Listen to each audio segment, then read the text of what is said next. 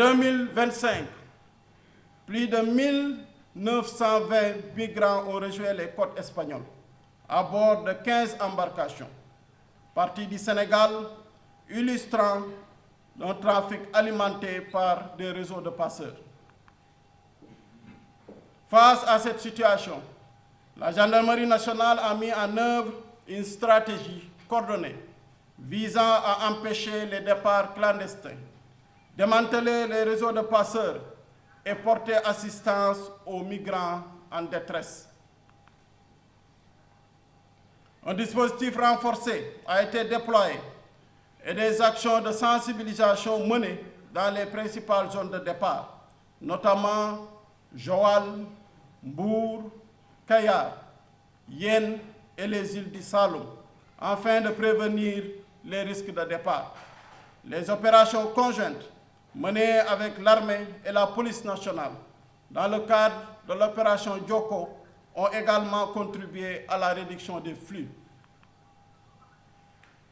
L'effet conjugué de ces actions a permis d'obtenir des résultats significatifs.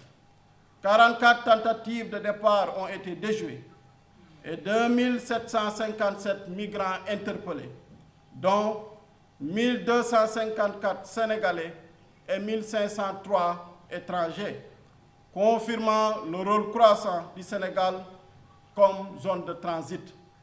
L'activité a connu des pics en mars ainsi qu'en novembre et décembre, identifiant les périodes particulièrement sensibles.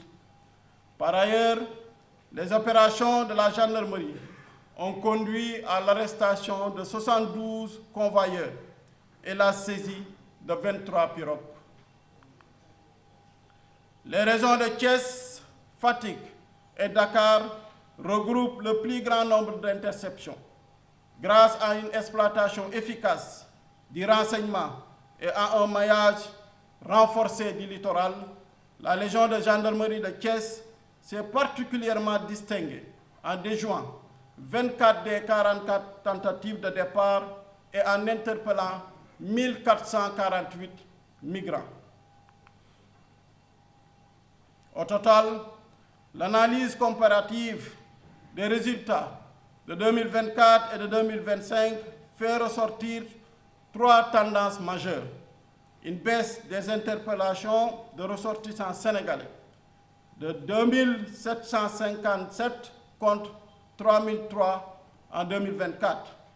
Une forte hausse des étrangers arrêtés, 1503 contre 543, ainsi qu'une diversification des nationalités, notamment en provenance de la Gambie, de la Guinée et du Mali.